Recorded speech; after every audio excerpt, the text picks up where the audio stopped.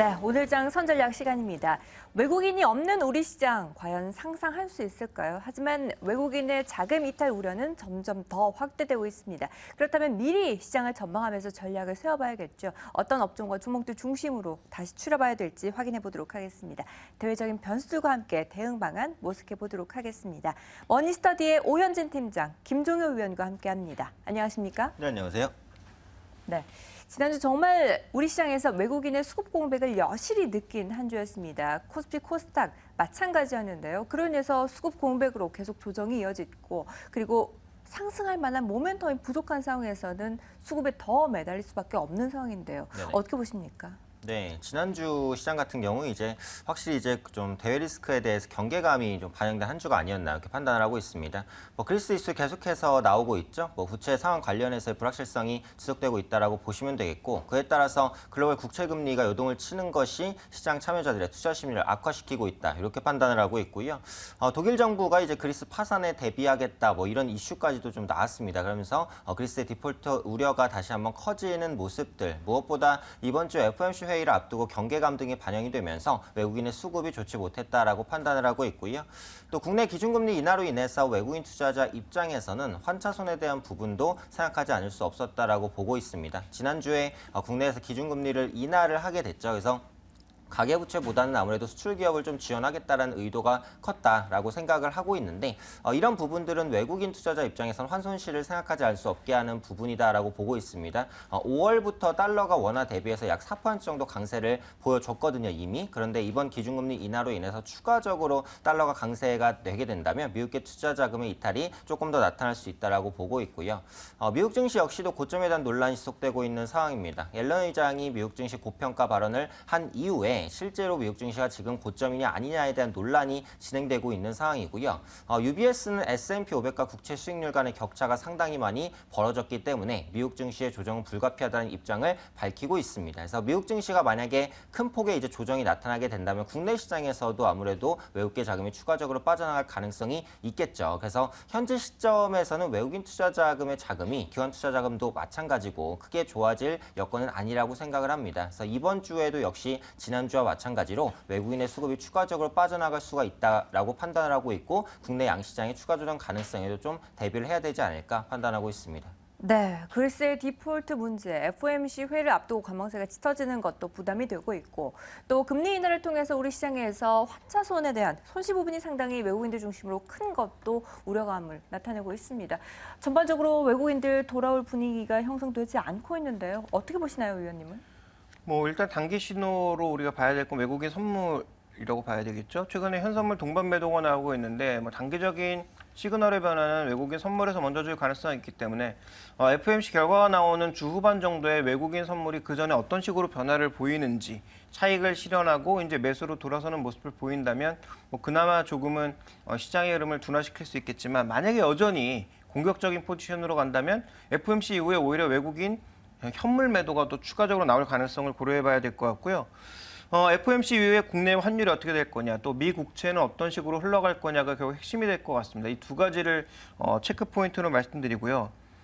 또 하나 제가 정말 우려스러운 것은 뭐냐면 한국을 대체할 만한 MSCI 이머징 지수 편입이 점점 늘 것이다라는 거죠. 중국이 이번에 실패했지만 언제 들어올지 모르는 거고요. 또 하나 사우디가 결국 외국의 문호를 개방하기로 하면서 MSCI에서 이머징 내에 편입할 것으로 예상되고 있거든요. 그러면 국내 정유주 사던 외국인들의 생각은 단순합니다. 아람코를 사면 되지 왜 S오일을 사겠습니까? S오일의 본사가 아람코나 마찬가지거든요. 그런 측면에서 사우디 증시의 범위가 확대되게 되면 자연스럽게 글로벌 포트폴리오 내에서 국내 정유 화학 업종의 비중이 줄어들 수밖에 없다라는 점도 생각해 봐야 되는 거죠. 물론 지금 당장 일어날 일은 아닙니다만 이런 부분들에 대한 고려가 좀 필요하지 않나라고 보고 있습니다. 네, 전반적으로 고려가 필요한 시점입니다. 외국인들 여실히 매도폭을 오히려 더 확대시킬 것으로 우려감이 깊어지고 있는데요. 자, 이러한 가운데서도 선방하는 업종들이 있습니다. 그 안에서도 음식료주들의 선방이 두드러졌는데요. 크라운 제고도 사상 최고가를 기록했고 또 도수가 낮은 소주들 판매가 급증하면서 무학도 사상 최고가를 경신하는 모습 나타내고 있습니다. 이런 종목들 중심으로 추려보면서 추가 상승 기대해봐도 될까요? 어떻게 보시나요? 네, 먼저 좀 개별 이슈부터 살펴봐야 될 될 것 같은데요. 네. 크라운저거 같은 경우에는 생산시설 증설에 대한 이제 기대감이 좀 반영됐다라고 보시면 되겠죠. 크라운저거의 뭐 허니버터칩 여전히 잘 팔리고 있고요. 허니버터칩의 생산 공장을 내년에 2배로 확대하겠다라고 합니다. 그래서 기존 생산량이 내년 4월부터는 월 75억 규모에서 150억 규모로 늘어날 것으로 보이니까 매출 확장에 대한 기대감이 있고요. 또 후속 제품인 허니통통을 비롯한 허니 시리즈가 여전히 잘 팔리고 있는 부분들, 또 자회사인 혜태제거가 상장할 수 있다는 기대감까지 부각되면서 강세를 이어나가고 있는 모습 나타나고 있고요. 무학 같은 경우에는 저도소주 부분에서 시장 점유율을 확대할 수 있을 것이라는 기대감 커지고 있다라고 보시면 될 것 같습니다. 처음처럼 수나리를 필두로 해서 이제 뭐 블루라든지 레드, 옐로우 컬러 시리즈를 출시하면서 소주 시장에서의 입지를 이전보다는 키울 것이다라는 긍정적인 전망이 나타나고 있고요. 그런 부분들이 추가적인 주가 상승을 불러오고 있다라고 보시면 될 것 같습니다. 하지만 그렇다고 해서 현재 뭐 모든 음식료 업종이 좋냐? 절대 그렇진 않죠. 음식료 업종 내에서도 종목별 수급이 계속해서 엇갈리는 모습인데 실제로 대상이라든지 CJ 시프트, 하이트진로 같은 종목들 같은 음식료 업종이지만 주가가 굉장히 부진한 모습이 나타나고 있습니다. 그리고 저는 음식료 업황에 대해서는 그렇게 좋게 보지는 않아요. 하반기는 원화가 약세로 조금 더 진행될 가능성이 높다라고 보고 있고 곡물가도 반등할 가능성이 높다라고 생각을 하고 있습니다. 그렇다면 음식료 업종 전반에 대해서는 약간 보수적인 관점을 유지를 하고요. 앞서 말씀드렸던 크라운제거나 무학 같은 이런 개별주에 대해서 개별적인 이슈를 가진 종목에 대해서만 단기 트레이딩 접근이 가능하다. 이렇게 말씀드리도록 하겠습니다. 네, 음식료 전반적으로는 그동안 곡물 가격의 하락 안정화가 진행됐지만 다시 반등을 한다면 부담이 될 수밖에 없기 때문에 보수적인 접근을 그 안에서는 종목 이슈 갖고 있는 부분들 중심으로 전략을 세워보자라고 의견을 내비쳐 주셨습니다. 음식료주 안에서도 종목별로도 접근 전략이 다르겠네요. 어떻게 보시나요, 위원님? 저는 뭐 일괄적으로 가야 된다라고 보고 있는데요. 뭐 물론 지금 뭐 크라운제가를 포함해서 잘 되는 종목군들은 분명히 이유가 있습니다. 잘 팔리는 대표 상품들이 있는 거거든요. 근데 이제 주식 투자하시는 분들 중에서 그 모르는 사람이 누가 있냐는 거죠. 물론 뭐 수급이 좀 더 상세를 이끌어갈 가능성이 있다라고 보여지고 조정 시에 강력한 매수가 들어오면서 뭐 단기적인 수익률을 끌어올릴 가능성 충분히 있다라고 보고 있습니다만 다 알고 있는 호재가 호재인가에 대한 부담이 있고요. 두 번째는 이들 종목이 충분히 호재를 반영하면서 밸류에이션 부담을 느끼고 있다는 점도 부담 요인이고요. 그래서 저는 뭐 대표주라고 보고 있는 CJ제일제당이나 오리온 같은 종목군들의 흐름을 보면서 이들 종목이 둔화되고 모멘텀 종목이었던 크라운제가 같은 종목군들이 깨지기 시작한다면 전반적으로 비중을 줄여야 될 시기이지 지금 음식료가 시장 대비 선방하고 있다고 해서 주목해 볼 만한 시점은 아니라고 보고 있고요. 메르스와 관련된 부담감은 오히려 수출주보다는 내수주가 더 크다라는 거죠. 기대했던 만큼의 실적이 안 나올 가능성이 더 높다라는 점에서 주목해 볼 필요가 있는 것 같습니다. 네, 이미 상승할 만한 재료가 다 노출이 되면서 주가에 선반영이 됐고 앞으로 밸류에 대한 부담감이 더 높아지면서 다소 가격이 밀릴 것으로 판단이 되고 있습니다. 비중을 축소하자라는 의견을 제시해 주고 계시는데요. 자, 그렇다면 이제 본격적으로 오늘부터 가격 제한폭 확대를 실시를 앞두고 있는 상황인데 그로 인해서 우선주들이 급등하는 모습을 보였어요. 그 안에서도 추려봐야 될 종목들이 있겠죠. 어떤 네. 종목들이 있을까요? 그래서 가격 저항폭 확대와 관련해서 좀 전략을 살펴봐야 될 것 같은데 네. 지난주에 이제 품절주라고 불리는 종목들이 급등락을 보였습니다. 품절주는 시장에서 유통되는 종목 자체 주식수가 얼마 안 되는 종목을 말하죠. 대표적으로 우선주가 있을 것 같고 개별주 중에서는 뭐 가이라든지 양지사, 국일제지 같은 종목들이 급락하는 모습을 나타냈습니다. 가격 제한폭 확대를 앞두고 단기적으로 이제 투기 심리가 좀 발동이 됐다라고 보시는 게 맞겠죠. 이번 주부터는 이런 종목들이 조정받을 가능성이 높기 때문에 관련해서 품절주라고 불리는 종목들 보유하신 분들은 일단 매도 관점으로 대응을 하셔야 되지 않을까 싶고요. 가격 제한폭 확대에 따른 수혜 업종을 증권주가 뽑히고 있는데 저는 실질적으로 증권주에 미치는 수혜는 상당히 제한적이다라고 봅니다. 하루에 상한가 가는 종목 자체가 20개 내외 정도밖에 없는데 그런 종목이 추가적으로 거래가 된다고 해서 전체 거래대금 증가를 이끌 가능성 거의 없다라고 보고 있고요. 오히려 개인 투자자분들이 중소형주, 특히 신용담보대출 비율이 높은 종목을 가지고 계신 분들은 단기적으로 이제 증권사의 반대 매매가 쏟아질 수도 있기 때문에 오히려 좀 주의를 하셔야 된다 이렇게 판단을 하고 있고요.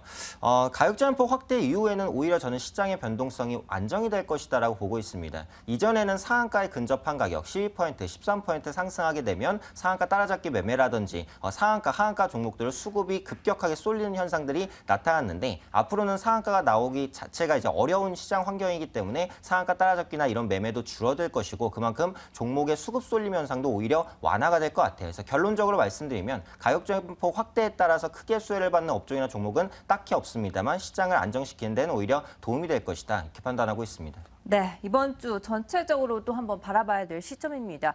이번 주 시장을 앞두고 불안한 투자자들 많은데요. 전체 시장 전략과 함께 흔들림 없을 만한 종목도 꼽아주시죠. 네, 그래서 이번 주 이벤트는 뭐 계속해서 언급이 되겠지만 FOMC 회의가 가장 주요한 이벤트가 될 것 같습니다. 근데 지금 관점에서 중요한 거는 기준금리를 인상하냐 인상하지 않느냐 이게 아닌 것 같아요. 언제 인상하느냐 이게 중요한 것 같습니다. 그래서 6월에서는 이제 기준금리를 동결을 하겠지만 금리 인상 시점의 컨센서스가 9월인지 12월인지 내년인지 이 부분을 시장에 명확하게만 알려준다면 시장은 불확실성 해소로 인해서 반등할 수 있으니까 이 부분을 확인하시면 좋겠고요. 내부적으로는 정부의 추경 편성 여부를 좀 확인하시면 좋을 것 같습니다. 기준금리가 공격적으로 인하된 이후에 정부에서 추가 경정 예산을 좀 편성할 가능성이 있다라고 보고 있거든요. 그래서 정부의 부양 정책이 나오게 된다면 그동안 낙폭이 컸었던 국내 유통주 혹은 뭐 건설주 혹은 뭐 추가적으로 통신주라든지 이런 내수주들의 이제 반등이 좀 나타날 수 있으니까 이런 부분 확인하시면 좋겠고요.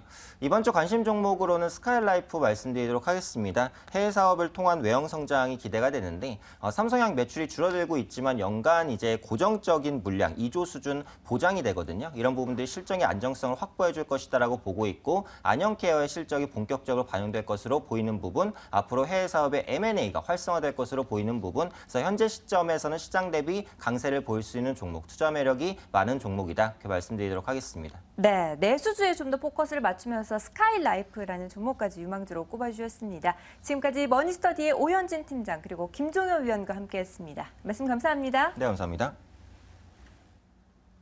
네, 굿모닝 마켓워치 아쉽지만 벌써 마무리할 시간이 됐습니다. 오늘 시장 전략 상당히 중요합니다. 이런 부분들 하나하나씩 더 챙겨서 2부에서 찾아뵙도록 하겠습니다. 잠시 후 2부에서 뵙죠.